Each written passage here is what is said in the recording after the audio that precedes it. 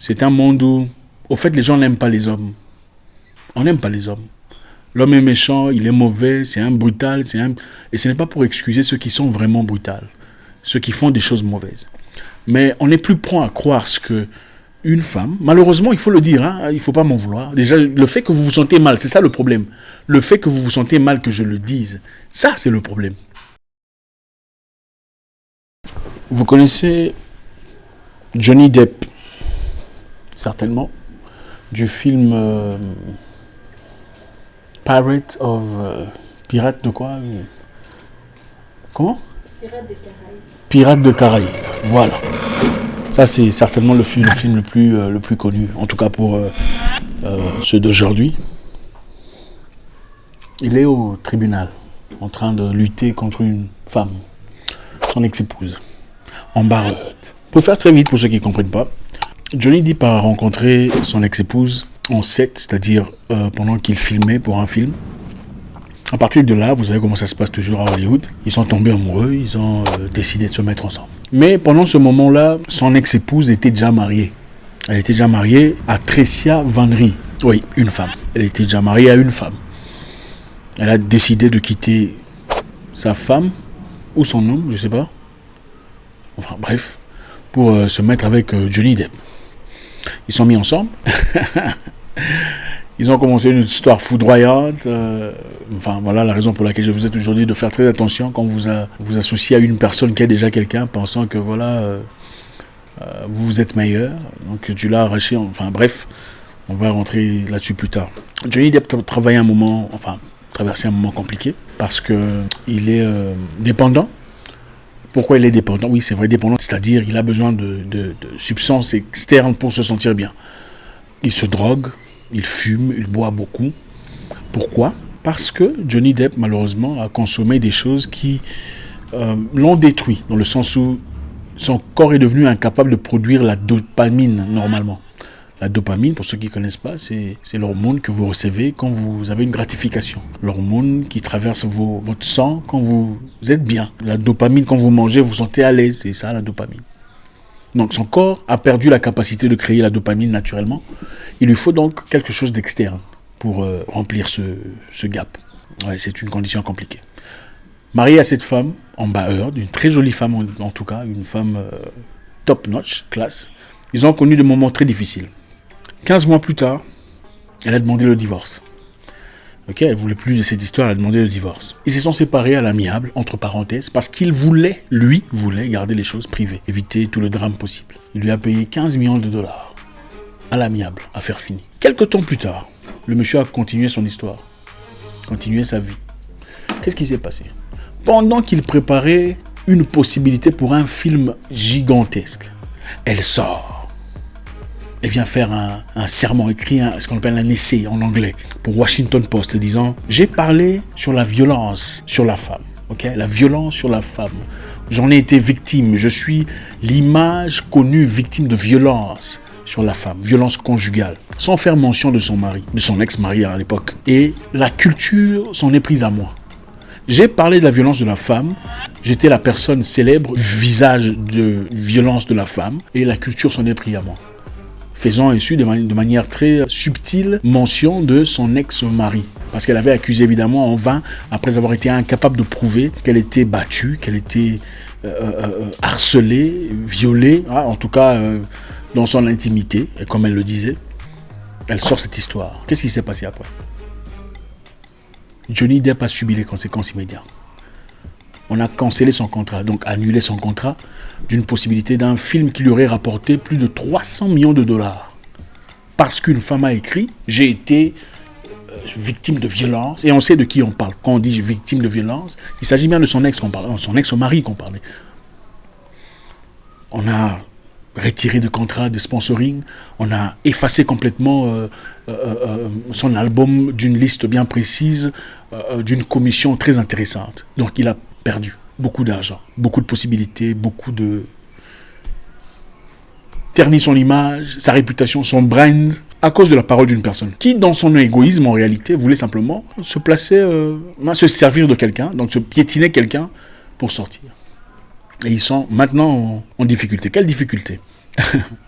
Johnny est parti demander, justice, évidemment, Johnny est parti demander 50 millions de dollars pour diffamation. Son ex-femme va demander 100 millions de dollars pour contrer son accusation. Qu'est-ce qui se passe ensuite? Très vite sortent des preuves, des preuves audio, des preuves par proximité, des gens qui entendaient la femme menacer le monsieur. Elle a dit qu'elle était victime, on la battait. Vous savez, c'est très intéressant, nous vivons dans une société où à chaque fois qu'une femme généralement dit quelque chose, on ne pose jamais des questions. C'est bien triste. C'est la société politiquement correcte dans laquelle on vit.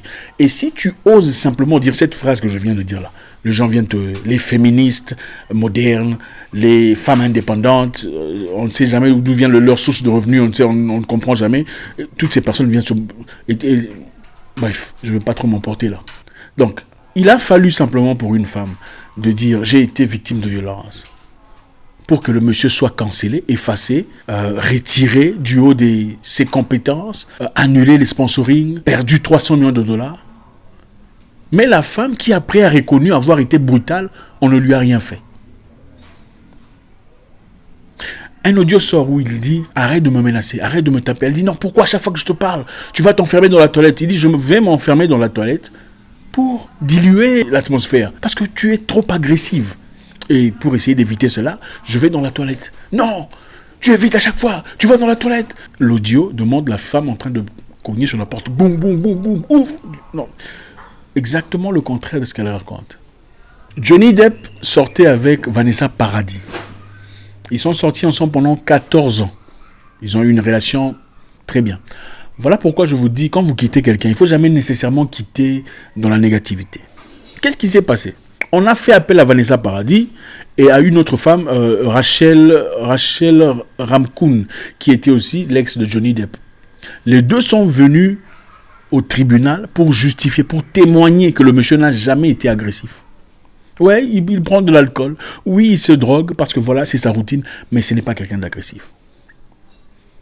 Combien de personnes viendraient témoigner pour vous? Dites-moi la vérité. Vous voyez pourquoi c'est bien de garder des bonnes relations, même si vous vous quittez, garder des bonnes relations avec des gens. Moi, je ne comprends pas cette génération, en tout cas dans ce continent. Vous remarquez une personne qui ne dit que du mal de ses ex, drapeau rouge. Oh, celui-là, il était comme ça. Il n'y a aucun de ses ex qui était bien. Drapeau rouge, je te dis, tu seras la prochaine personne, il n'y a même pas de doute. Il faut combien d'efforts pour faire appel à son ex? Viens témoigner pour moi, s'il te plaît. Non, lui, c'était quelqu'un de bien. C'est vrai, on s'est pris la tête, ça n'a pas marché entre nous, mais c'est quelqu'un de bien. Ce qu'elle raconte là, c'est faux. Combien de gens le feraient pour vous? Ah, c'est ça la culture. Il n'y a pas seulement des femmes, des hommes. Des gens sont venus témoigner pour Johnny pour faire comprendre que c'est la fille qui est malade. Qu'est-ce qui se passe après? Il lui dit, pourquoi tu m'as penché au visage? Je ne saurais pas, dire ça correctement en français, ça n'a pas vraiment le même sens. Pourquoi tu m'as penché, c'est ça. Pourquoi tu m'as penché au visage? Johnny dit à la femme. La femme qui dit, mais non, je ne t'ai pas penché, je t'ai touché.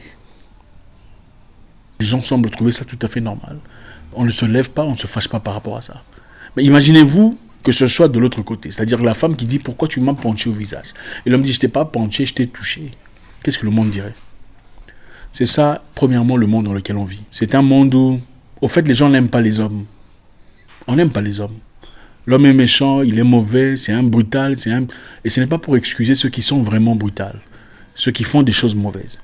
Mais on est plus prompt à croire ce que une femme, malheureusement, il faut le dire, il ne faut pas m'en vouloir. Déjà, le fait que vous vous sentez mal, c'est ça le problème. Le fait que vous vous sentez mal, que je le dise, ça, c'est le problème. Donc, on était déjà prêt on a effacé le gars, on lui a retiré 300 millions de dollars, on a coupé son sponsoring parce que quelqu'un l'a accusé à tort d'une situation. Elle a plus tard avoué, oui, je le cognais, oui, je le battais. Et une fois d'ailleurs, elle est partie déféquer sur le lit de son ex-mari.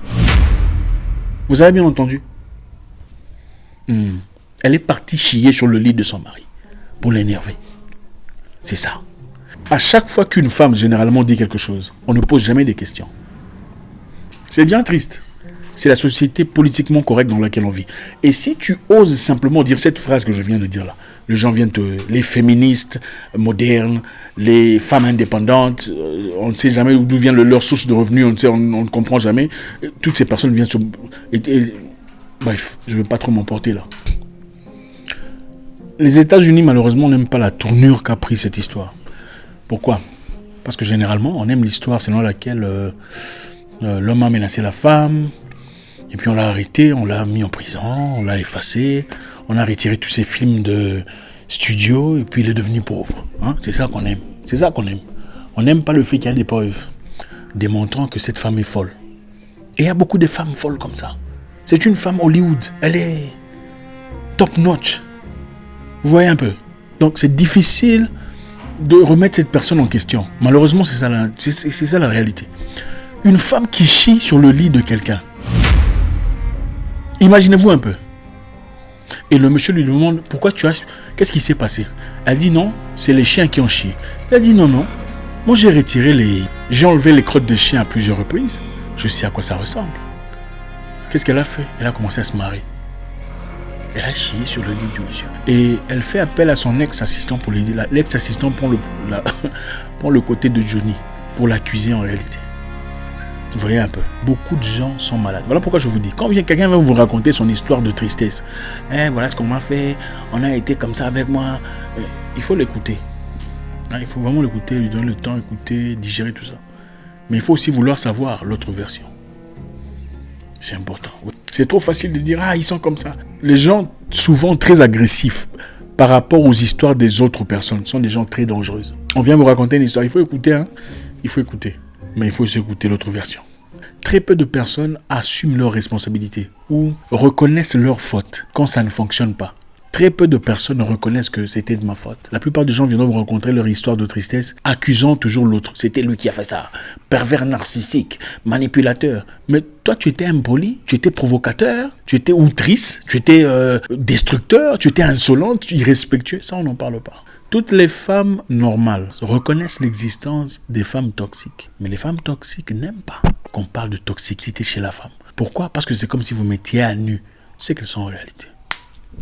Elle lui a balancé un verre à la figure, ça a mais aussi prendre des photos à son insu quand il est couché dans le canapé bourré, il avait... Tu as une épouse qui t'agresse au point où elle te coupe le doigt complètement avec un verre brisé ou un truc comme ça. Le doigt se coupe au point où on sait voir l'os du doigt, ton épouse. Et puis attends, quand tu es KO, après avoir pris tes histoires, elle te prend des photos pour te publier, sachant que tu es une star comme elle.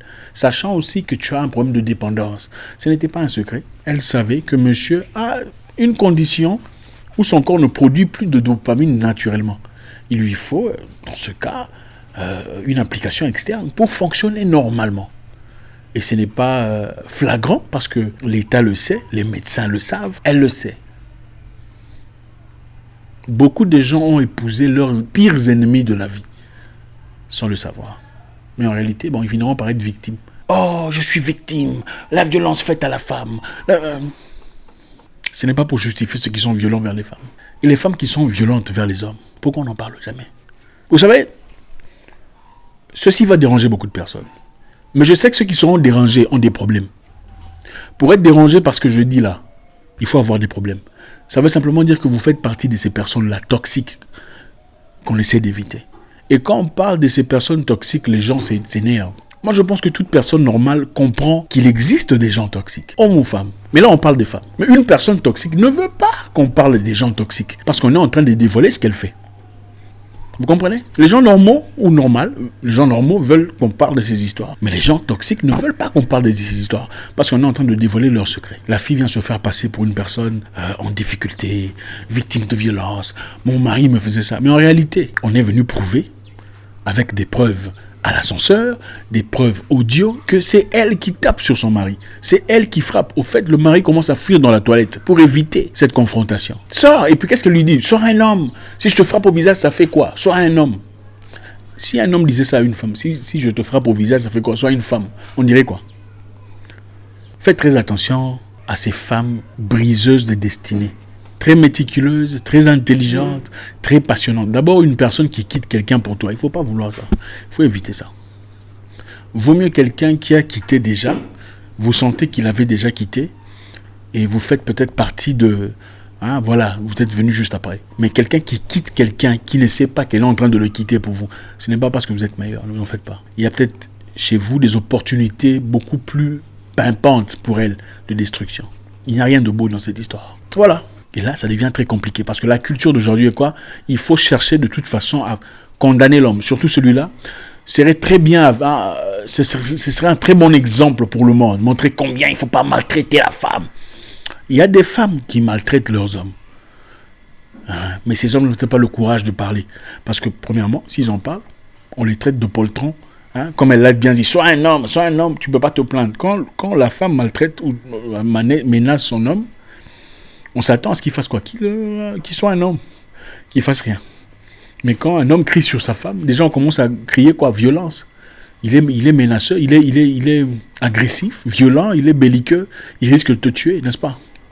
C'est ça l'injustice de la société.